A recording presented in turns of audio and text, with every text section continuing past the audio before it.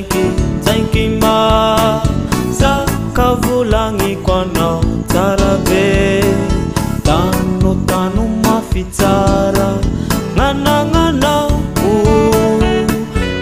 mitandre matsara tano mafide isayanana sirani atsisiatani sajubu unina yecha atandine sun tsainky ma zakavulangi kwanao tsara be tano mafitsara ngana anao mitandre matsara tano mafide isayanana sirani atsisiatani sajubu unina yecha Jesus será que fa inuku Jesus será que fa tubuiku nata tutsara be figiku Jesus siku au ate solo kiana na uena esi atia ada fiane ya kitini atikati yaki sadiani asi ituru sadiani asi itera anaraka anafa na ajami parani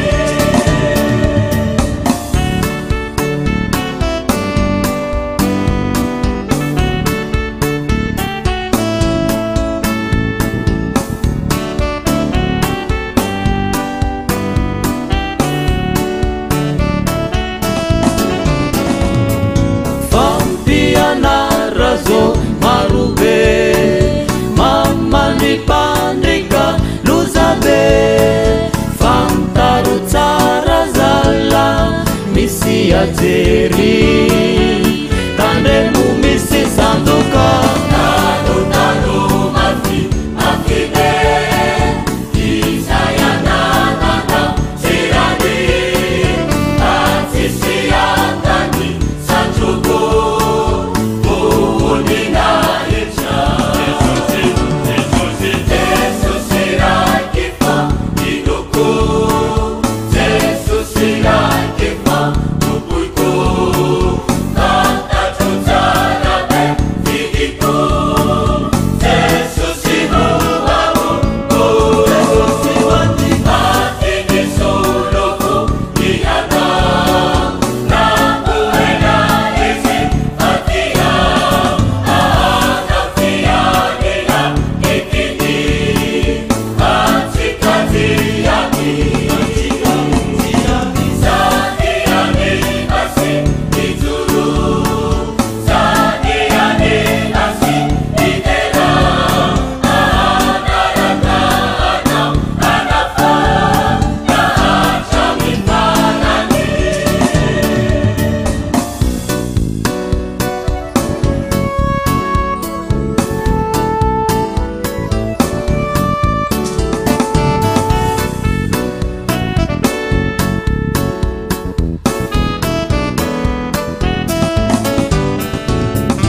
batandine sun tsainky ma zakavulangi kwanao tsara be tano mafitsara ngana anao mitandre ma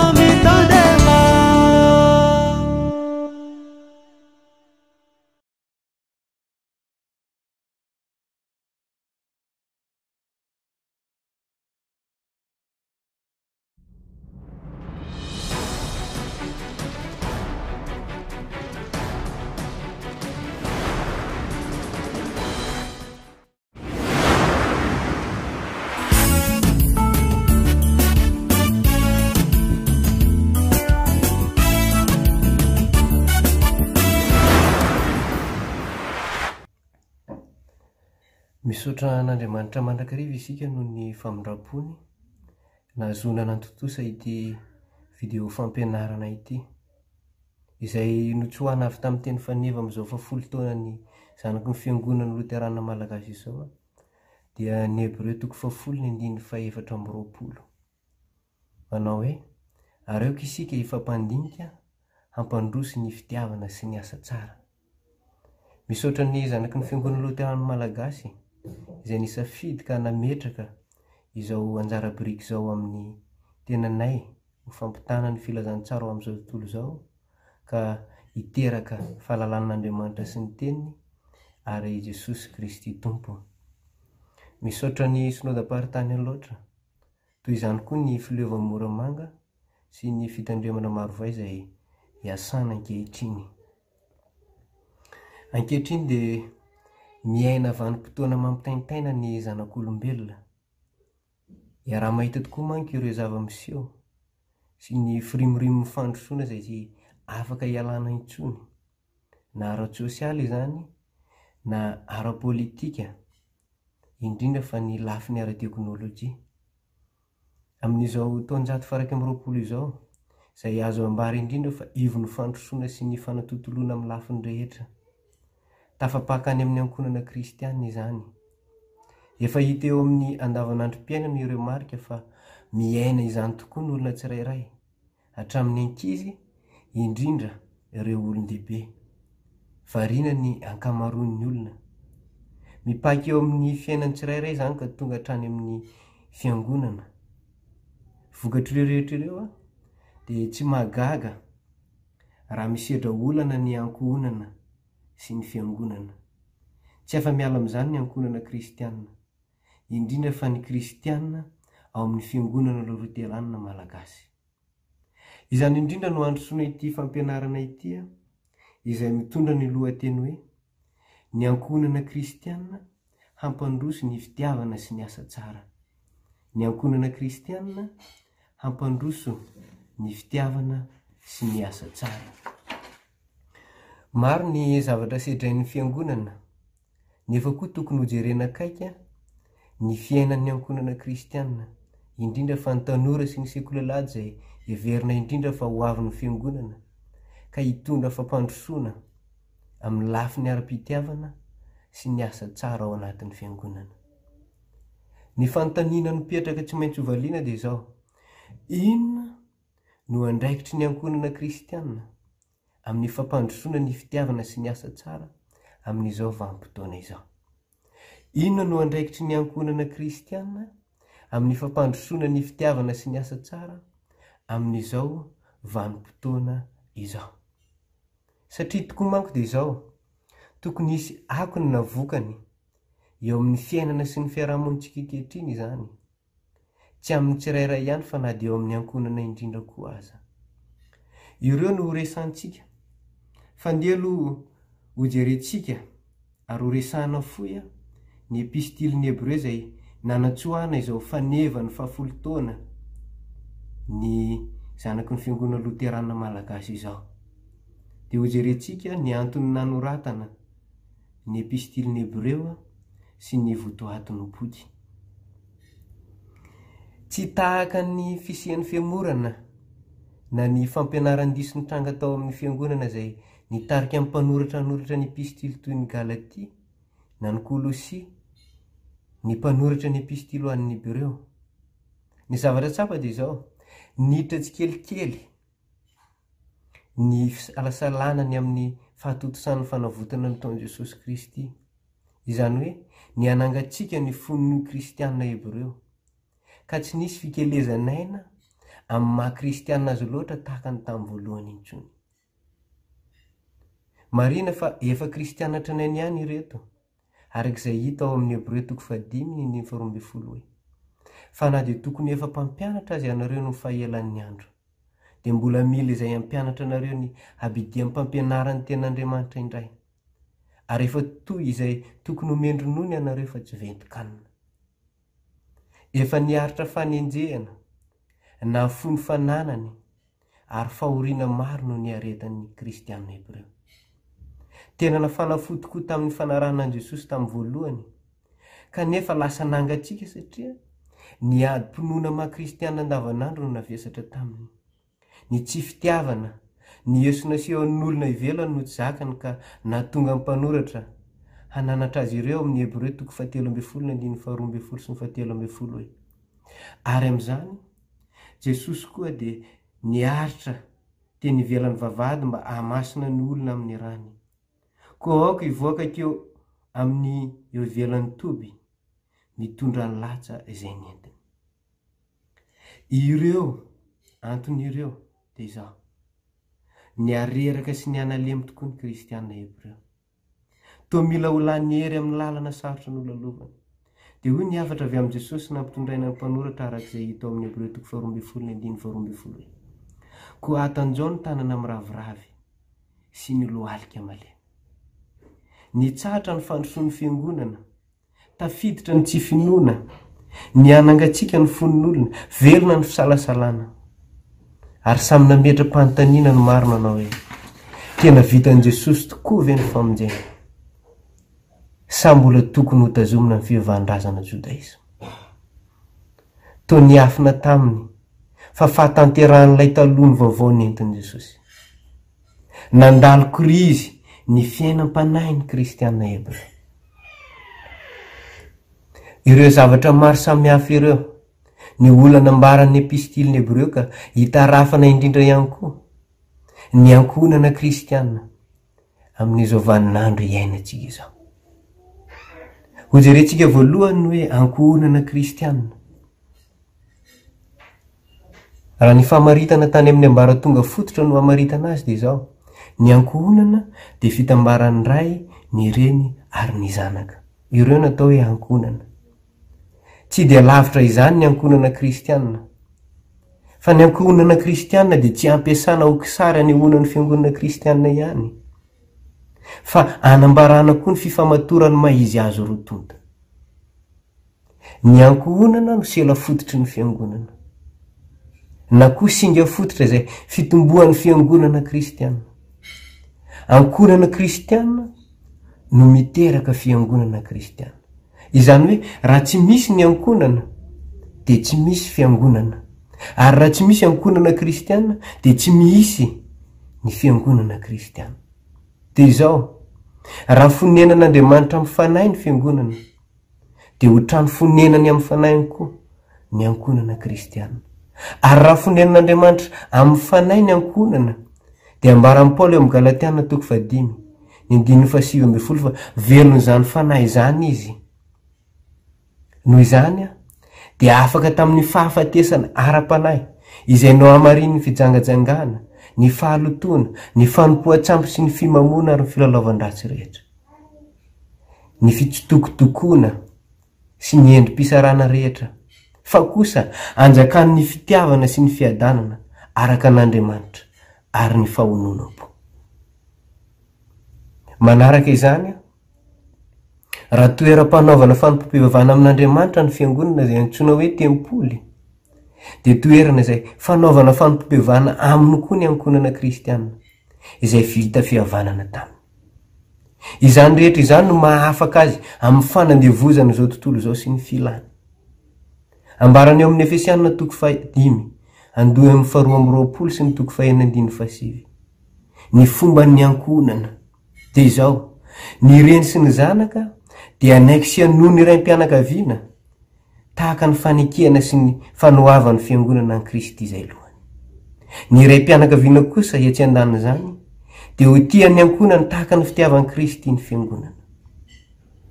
Ao anatin'io dia izao: tsy misy ankohonana mialangalana fa mifamiany tanteraka, ny reny sy ny zanaka ary ny ray. Ary ao anatin'io ankohonana koa dia tsy misy ilay raim-pianakaviana mandositra didy ka rehefa tonga ny alahady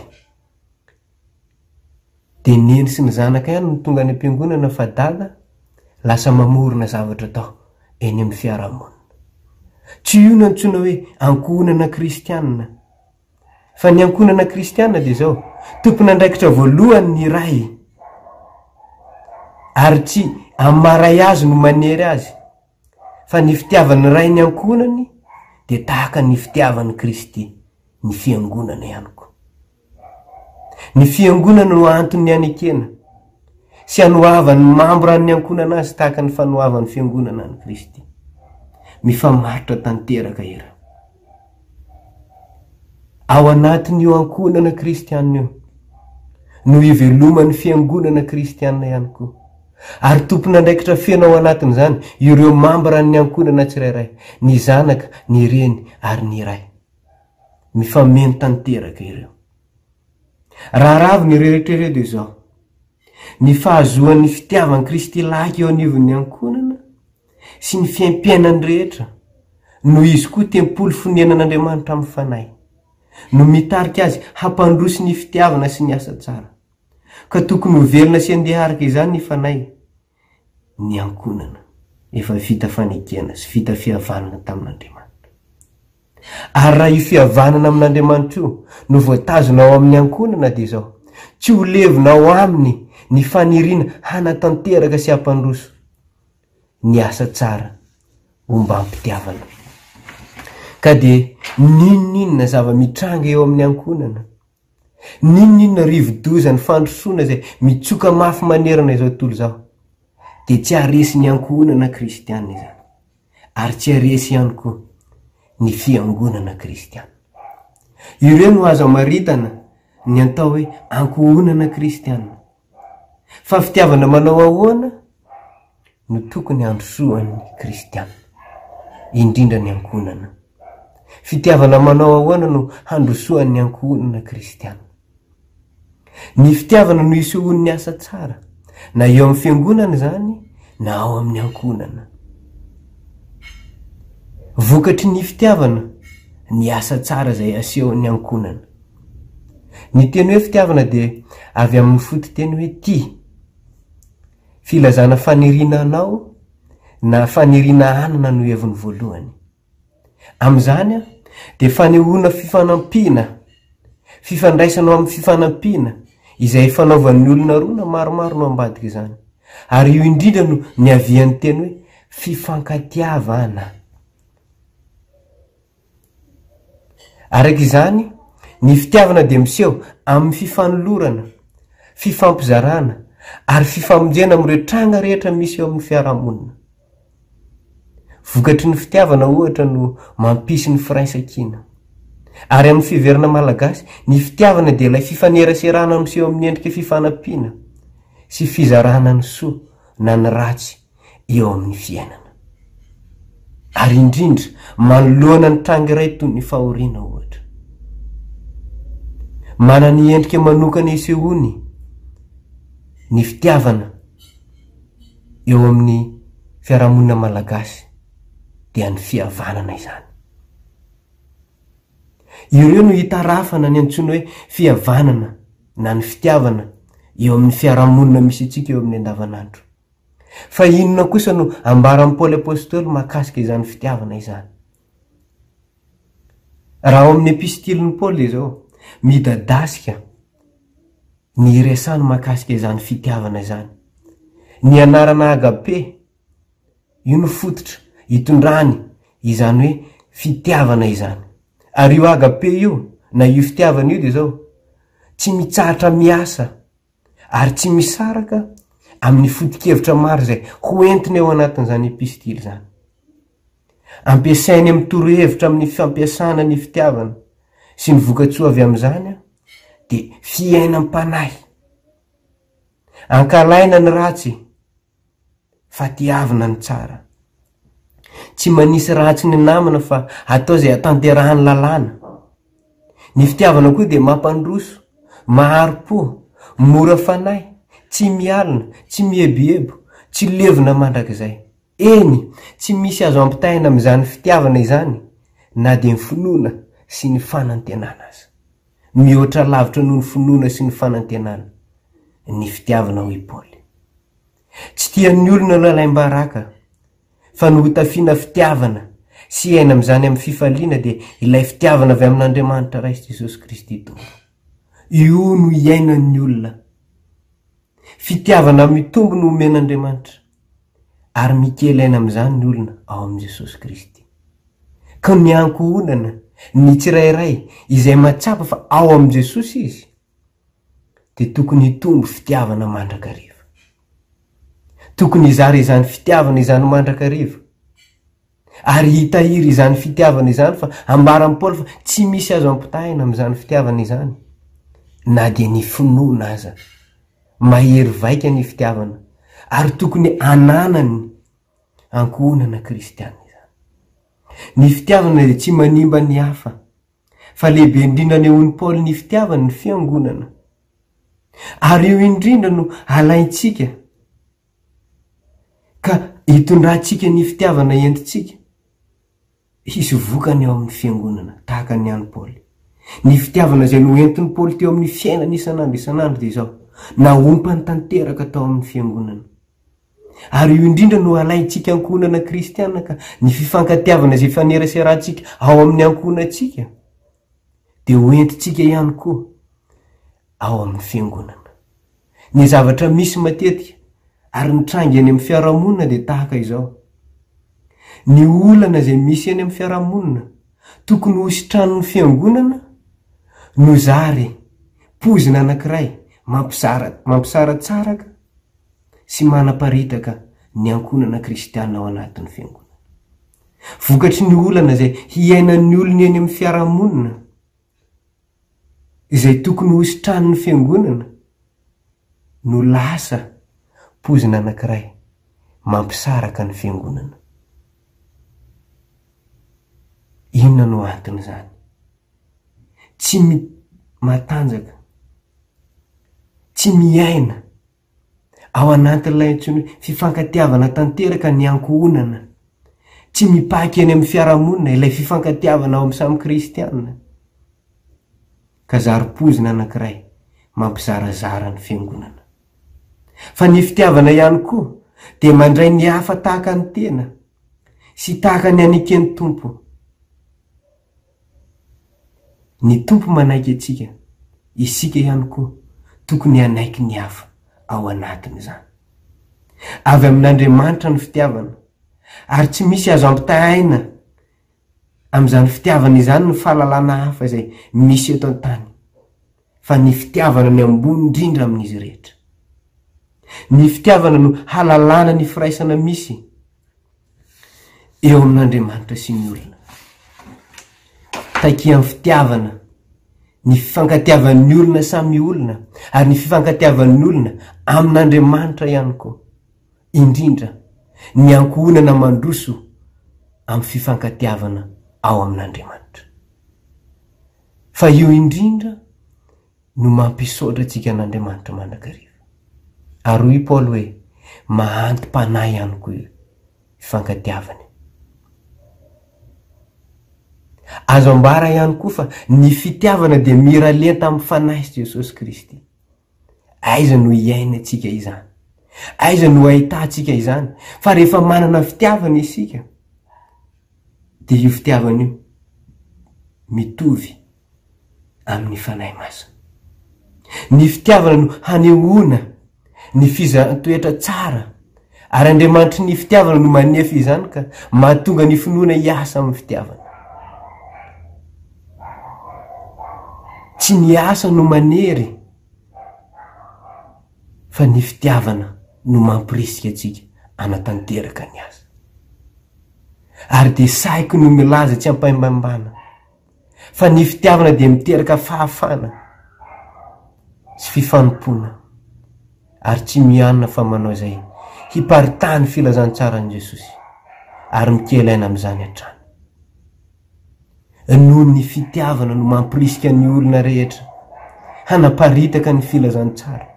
Ary mijery ny tantaran'ny fiangonana isika, raha tsy nanam-pitiavana atsika ireo mpitory ny filazantsara tonga taty amintsika dia izao tsy tonga any tokantrantsika any ny filazantsara, tsy tonga ao amin'ny ankohonantsika ny filazantsara.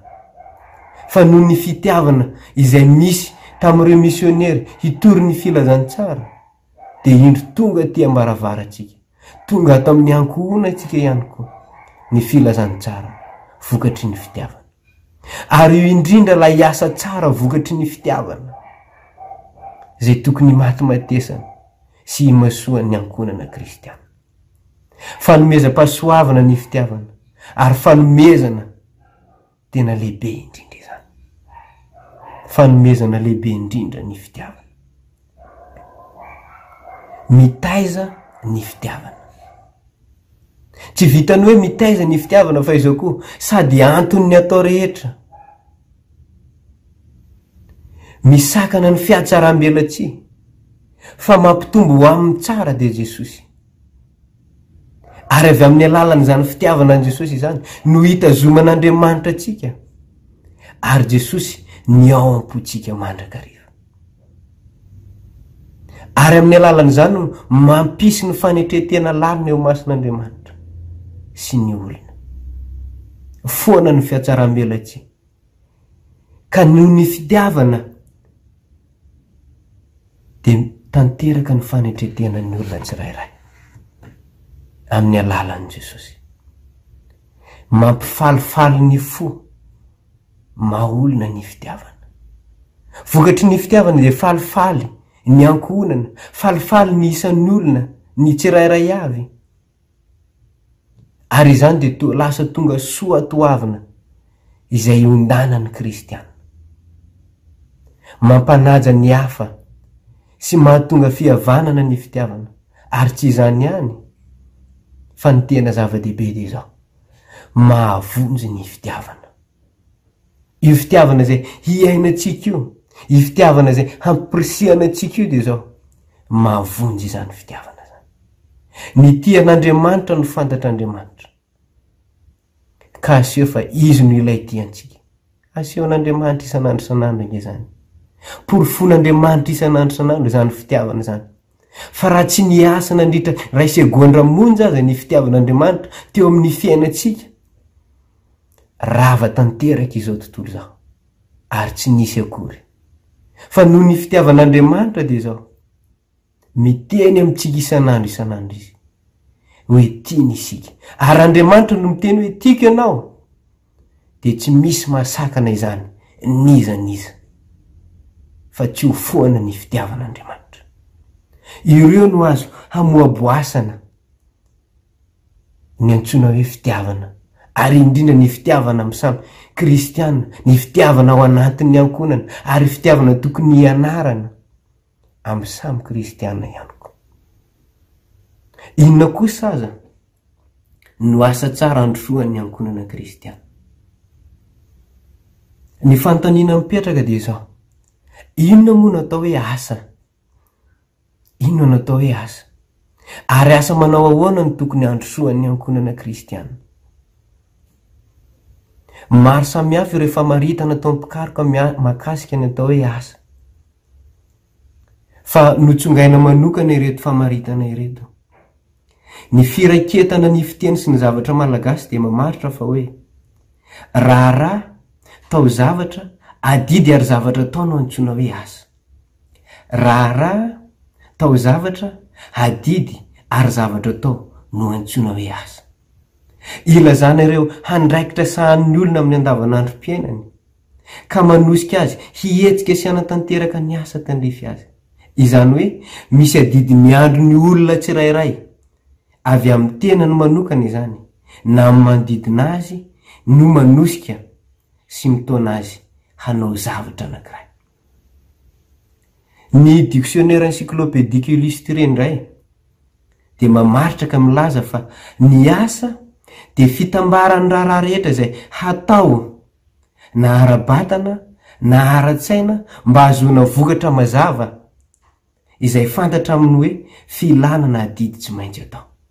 Io no amaritany dictionnaire azy. Etsy andanin'izany dia izao, i Alexandre de Vigny dia nahita ny tena mahasarobidy ny asa ka nanambarany fa tsara sady mendrika no manome herim-po sy fatokina ho an'ny tena ny asa fa tsy arena olovaina. Tsara sady mendrika no manome herim-po sy fatokina ho an'ny tena ny asa fa tsy arena olovaina. Amin'izany indrindra no ila zany fa ny fahatsaran'ny asa amin'ny mazavakanto azy, ary eo anatin'ny asa ny olona dia mahita fahafampo sy fahafinaretana. Koa dia maneho indrindra ny mahatsara sy ny mahasarobidy ny asa ataon'ny olombelona izy amin'izany fahamaritana izany. Ahoana kosa indray hozy izy Martin Luther mahakasika ny fahamaritana ny asa. Hoy Martin Luther, ny asa dia nataon'Andriamanitra ho tsara na dia hafa aza ny fiheveran'izao tontolo izao azy. Zava-masina ny asa. Ny asa dia nataon'Andriamanitra ho tsara na dia hafa aza ny fiheveran'izao tontolo izao azy. Io ilay asa tsara izay handrosoan'ny ankohonana kristianina amin'ny mazava-masina ny asa. Araka izany dia manana ny maizy azy ny asa araka ny namoronan'Andriamanitra azy. Ka tokony ho feno fanajana izany ny olona. Miasa Andriamanitra ary mbola miasa tsy ankijanona hatramin'izao. Raha tsy miasa intsony Andriamanitra amin'izao vanim-potoana iainantsika izao, dia arak'ilay voalaza tery aloha, foana tanteraka ny fisitsika, foana tanteraka izao tontolo izao, eny fa na dia ny fiangonana aza dia foana ihany koa, raha tsy mbola miasa Andriamanitra mandraka ankehitriny. Noho izany dia izao, tokony hiasa tahaka izany koa ny ankohonana kristianina. Ny asan'Andriamanitra dia tsara avokoa, arak'izay voasoratra sady miverimberina, manao hoe ary hitan'Andriamanitra fa tsara izany. Ao amin'ny Genesisy toko voalohany, ny 10:10, ny 10:12, ny 10:20, ny 10:120, ny 10:520 ary ny 10:130. Tsy izany ihany nefa fa manao asa vaovao mandrakariva amin'ny kristianina ihany koa Andriamanitra.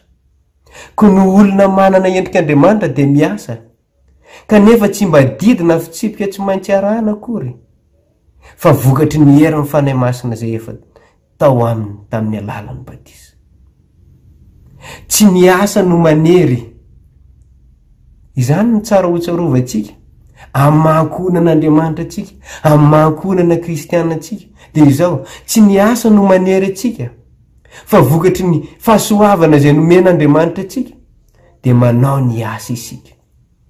Ny ankohonan'Andriamanitra, ny ankohonana kristianina dia tsy teren'ny asa, fa teren'ny fitiavan'Andriamanitra. Vokatry ny fitiavan'Andriamanitra no mampiasa ny ankohonana kristianina. Izany rehetra izany dia manambara ilay Andriamanitra miasa tsara ao anatin'ny olona.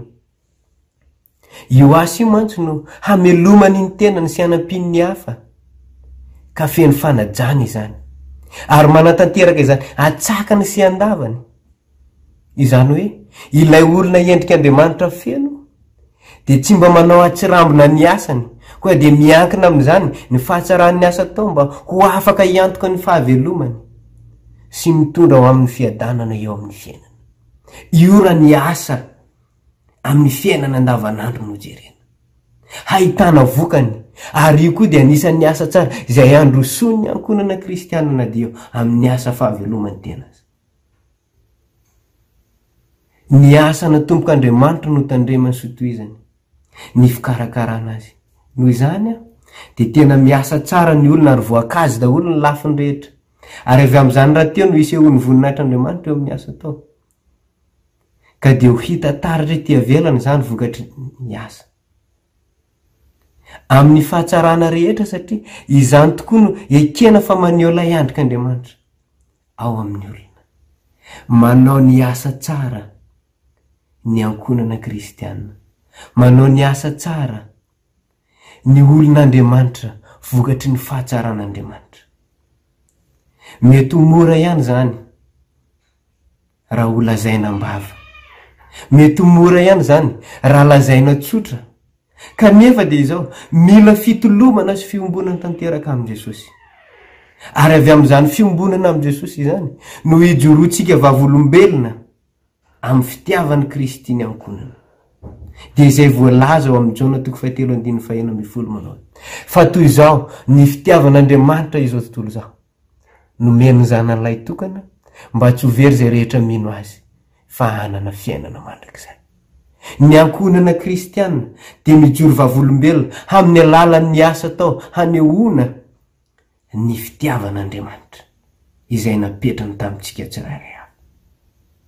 Ka ny zanak'Andriamanitra dia tokony ho feno fosaorana sy fiderana azy mandrakariva. Io no tokony ho ataon'ny ankohonana kristianina amin'ny maha zanak'Andriamanitra azy. Mila misaotra sy miderin'Andriamanitra isan'andro.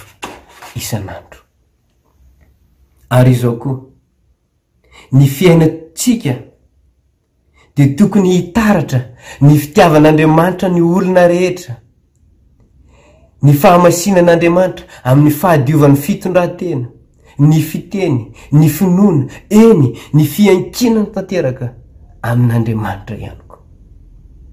Ny zanak'Andriamanitra dia tokony voalohany hiaro ny tontolo iainana, ny fahadiovan'ny tontolo manomboka eo amin'ny manodidina azy izany, ka tonga eo amin'ny fiarahamonina, miapaka any amin'ny firenena azy. Maninona tokoa moa isika no atao hoe ankohonan'Andriamanitra? Ankohonan'Andriamanitra isika ka voalohany dia zao, midera azy mandrakariva. Izany no tsy maintsy ataontsika. Izany hoe misaotra azy amin'ny zavatra rehetra. Tsy ny tenanao no asaina ho derain'ny olona, fa Andriamanitra. Raha misy fahombiazana eo amin'ny fiainana, eo amin'ny ankohonana kristianina dia zao, samy manaiky isika fa avy amin'Andriamanitra izany, sady tsy menatra ny milaza izany koa isika. Ny ankohonana kristianina dia miandraikitra ny fananana nomen'Andriamanitra. Ny tenanao aloha voalohany, fananana nomen'Andriamanitra, andraikitra ao zany. Ny heritsainao ihany koa dia fananana nomen'Andriamanitra, fa andraikitra ao ihany koa izany. Indrindra fa ny tontolo manodidina sy ny tontolo iainanao, fananana nomen'Andriamanitra zany, ka andraikitry ny ankohonana kristiana. Amin'izany isika dia mahazo hery sy fifaliana hanao ny adidy sy andraikitra, satria matsiaro tena ho zanak'Andriamanitra, ary mahafantatra ny fototra sy tanjon'ny fiainantsika izay mahavelonainantsika tahaka izao. Ny faharoa dia zao, mankalaza an'Andriamanitra isan'andro. Tsy menatra ny mitondra ny anaran'i Jesosy Kristy ka hitafy hoe kristianina n'aiza misy antsika. Tsy menatra ny antsony olona antsika hoe tena kristianina isika, satria izany ny fankalazana an'Andriamanitra. Manaiky fa Jesosy irery no Andriamanitra, tsy fireriana izany, fa izany ny tena marina, ka tokony anteherina sy hoentin'ny ankohonana kristiana. Ankohonana kristiana isika. Manambara fa Andriamanitra no manao ny tany sy ny lanitra, ary manaiky isika fa tsy takatry ny saintsika ny heriny, ary tsy menatra ny mivavaka aminy isika. Io no mahankohonana kristiana antsika, tsy menatra ny mivavaka amin'Andriamanitra, ary ijoroantsika mandrakariva fa kristiana isika. Zanak'Andriamanitra ihany koa isika, sady ankohonan'Andriamanitra, ka hafa tanteraka noho ny olona hafa rehetra ny ankohonantsika. Kanefa tsy miolon'olona ka handositra n'izao tontolo izao sanatria, fa vao mainka ho tian'olona rehetra, arak'izay ambaran'i Jaona 7:20, ny 4:4. Ary aporosiany Andriamanitra ihany koa, ilazany Jesosy indrindra mazava ny fifankatiavana eo amintsika, indrindra fa eo amin'ny tontolo misy atsika. Atomboko tsika izany amin'ny samy kristianina, atomboko tsika izany ao amin'ny ankohonana kristianina, dia tonga amin'izao firenena misy atsika izao. Ny ankohonana kristianina ihany koa dia izao hoe, sehatra iray iantson'Andriamanitra hijoroana vavolombelona amin'ny asa tsara. Sehatra iray iantson'Andriamanitra hijoroana vavolombelona amin'ny asa tsara. Voalohany, ao amin'ny fianakaviana, ny zanaka dia tokony hanaja ny ray aman-dreny, ary ao anatin'izany ny ankohonana tsirairay, na ny ray, na ny reny, na ny zanaka dia zao, mandray andraikitra ny tsitrapo amin'ny alalan'ny fifankatiavana, fa tsy misy miandro baikonana. Tsy mihafaly ny tena ao anatin'ny ankohonana, tsy mihafaly ny tena ao anatin'ny fiangonana no kendrena, fa ny afaly ny piraintam-po amin'ny ankonana, ny afaly ny mpiara mivavaka ao anatin'ny fiangonana, eny fa ny avitana tsara aza ny asa izay nametrahan'Andriamanitra anao eo amin'ny fiainana. Eo amin'ny fifandraisan'ny ankonana dia izao, asio mandrakariva ny mahazanak'Andriamanitra amin'ny fahadiovana, ny fiteny, ny fitiavana ary indrindra ny fitondratena. Asio izany eo amin'ny ankonana kristiana, mba ho hita taratra fa tena ankonana kristiana manara-dia an Jesosy Kristy tompo tokoa isika. Ny ray aman-dreny tsara dia izao hoe manao tsara ny asany sy mikolokolo ny ankonany. Ny zanaka tsara kosa dia izao manaja tsara ny ray aman-dreny sy manao ny andraikitra izay tandrify azy ao an-tokantrano. Izay an'ilay ankonana kristiana. Ary ireny rehetra ireny no androsoana amin'ilay antsoina hoe asa tsara. Ireny no atao hoe asa tsara, miverina indray amin'ilay fitiavana voalohany, na ao anatin'ny ankonana izany, na ao anatin'ny fiangonana. Manao ny marina eo amin'ny fiarahamonina, manao izay asa tandrify, atomboka eo amin'izay akaiky ny mpiarahamonina akaiky. Ny tsara no ataonao, ary ny safidiny tsara ianao raha ohatra ka namonjy ny olona izay tokony hovonjena eo amin'ny fiarahamonina misy ianao. Tsara izany. Eo amin'ny fokotany misy ianao dia izao, mandray andraikitra fa tsy miandro baiko. Ohatra, ny fanadiovana ny tanàna, ny fanampiana ny sahirana, ny fitsonjovana ireny olona mitady asa, fitsonjovana ireny olona mitady vonjy ao aminao ireny. Izany no ataonao eo amin'ny toerana misy anao. Ampinao izay mety ho azo ampiana rehetra amin'ny alalan'ny fitiavana an Jesosy. Ary eo amin'ny fiainam-pirenena dia izao, mandinika sy manara-maso, mandray izay anjara tandrify ireo andraikitra misy eo, fa olon'ny firenena ihany koa ny ankonana kristiana, ka tokony handray izay anjara tandrify azy eo amin'ny toerana misy azy. Amin'izany rehetra izany no isehoany mankonan'Andriamanitra antsika, ka ahitana taratra ny toetran'Andriamanitra izay marina, madio, tiony olona rehetra, ary tsy mankasitraka ny ratsy, tsy mankasitraka ny maloto, tsy mankasitraka ny fampijaliana izay misy eo amin'ny fiarahamonina sy ny firenena misy antsika. Ary ny tena zava-dehibe dia izao hoe aza vela ny andraikitra misy anao ao amin'ny fiangonana. Aza vela ny andraikitra misy anao amin'ny fiangonana. Diakona ve anao? Mpiandro ve anao? Mpandray fanasany tompo ve anao? Kristiana ve anao? Vita batisa ve anao? Aza vela ireny andraikitra ireny, fa izao ireny no hanovozanao sy hanavaozanao ny fitiavana, ny fahamarinana, ny fahatsarana rehetra. Ao no iaina ny fitiavana amin'ny mahasamy zanak'Andriamanitra, ary amantarana izay sitrapon'Andriamanitra tokony iainantsika tsirairay avy, tokony iaina ny ankonana kristiana ao anatin'ny fiangonana. Andraikitra itsika no mitondra fanavaozana ho an'ny fiangonana misy atsika. Andraikitsika tsirairay miatomboka avy amin'ny ankonana kristiana no mitondra fanavaozana ny fiangonantsika. Io indrindra no tsy alana amin'izay andraikitra misy, ka na inona zava-misy ao, na fanafitohinana misy dia izao, aza miala fa fitiavan'Andriamanitra atsika, fitiavan' Jesosy atsika no mbola matafatoetra atsika ao mandrakariva. Ny fahazoantsika antoka ny famonjena izay nataon'i Jesosy ho antsika no fahantsika manefa sy manao ny asa tsara izay taikina amintsika.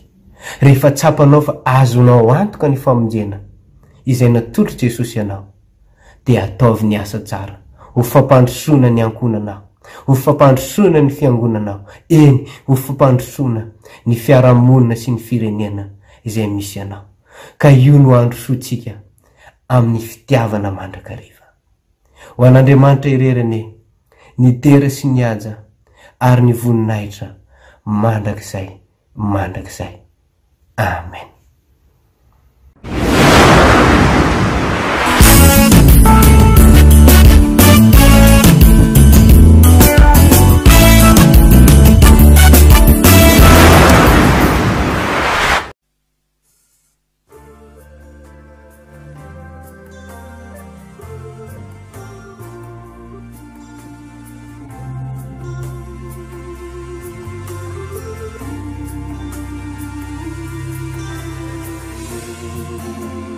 Lalana mideza nety antany tsy misy antenaina mandalo ihany fa betsaky ireo kivifo sy velotaraina toko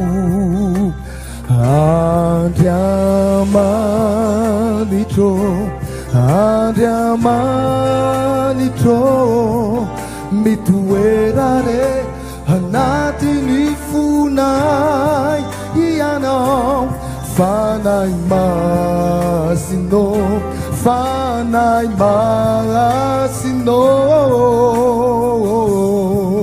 mitoerare anatina ianao.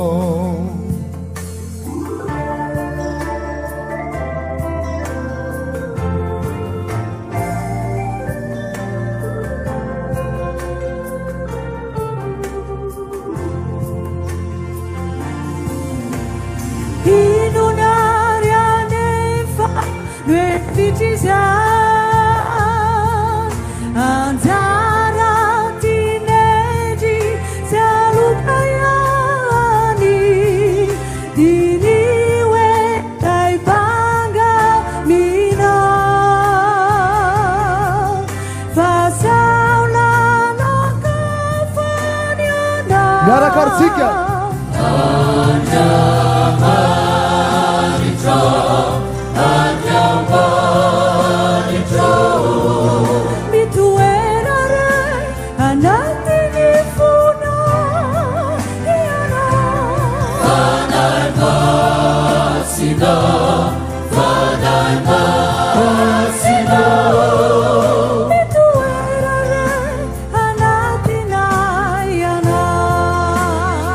Andawarsika no fatana daulo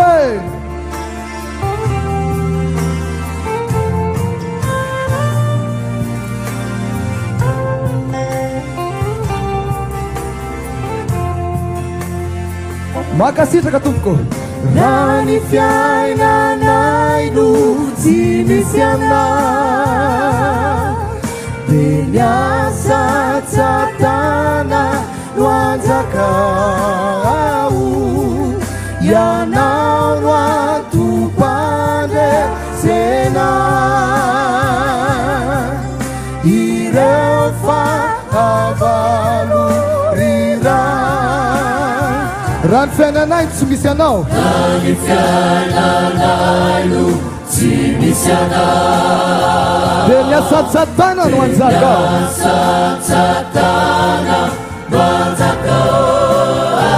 ianao no ampandresenay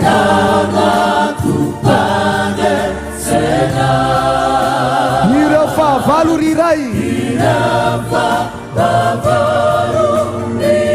miaraka atsika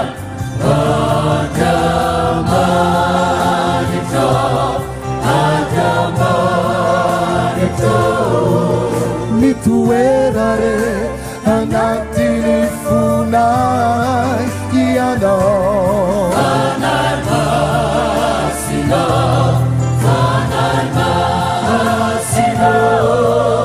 mitoerare anatina ianao Andriamanitra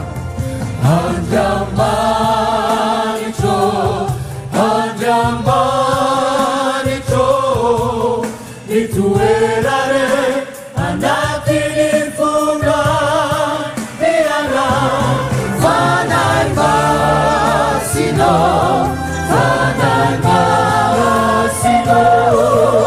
mitoerare anatiny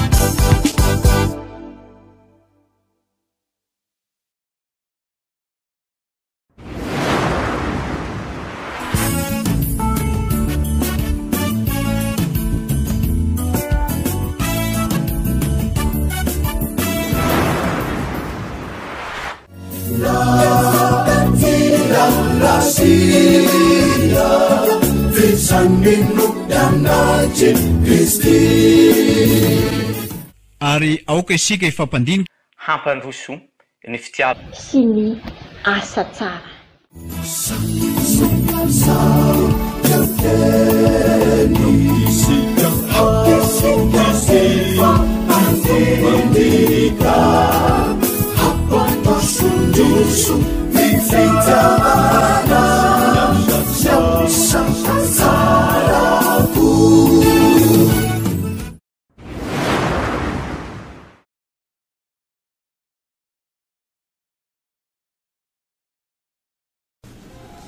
ZFLM full town maripatserovana t-shirt, polo, sweat capuche amin'ny endriny sy loko maro samihafa.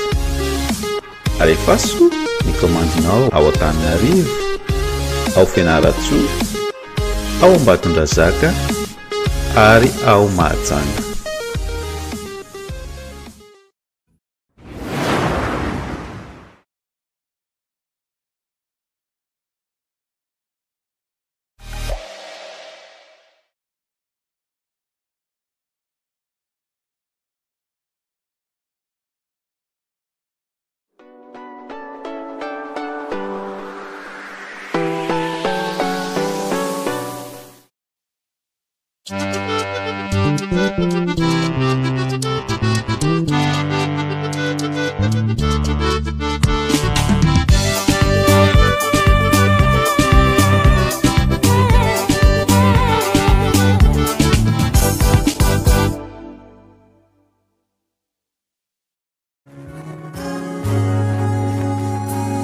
Tompo fantatrao ny amiko mafimafy e tsisy miafinamina ny fiainako efimpiry ao no ny voary tamin'izao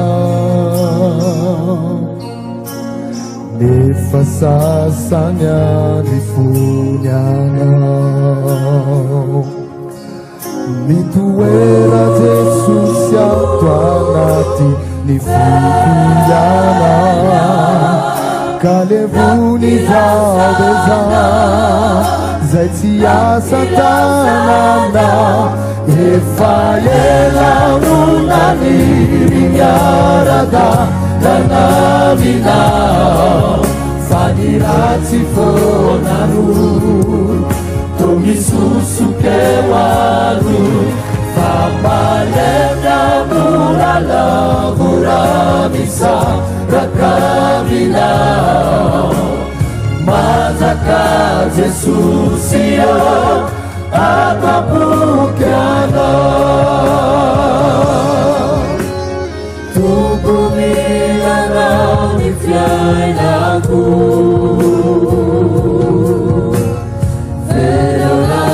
Azulina nitanaku famadevani nifuntaka eti bilalawi katalaniti kana ninu na ratampusi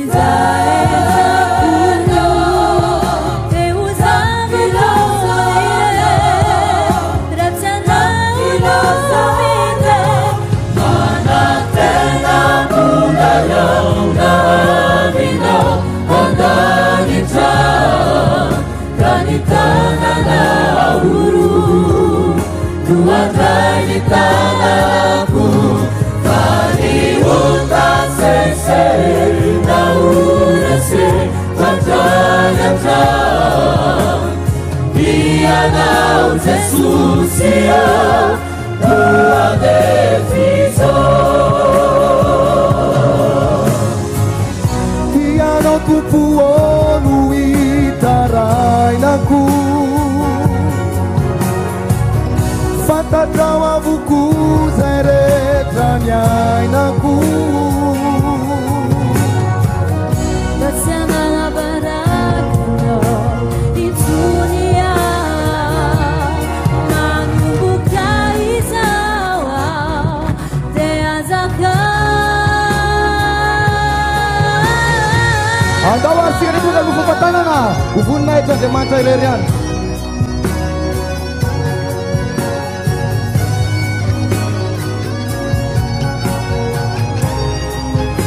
vehivavy rehetra miaramira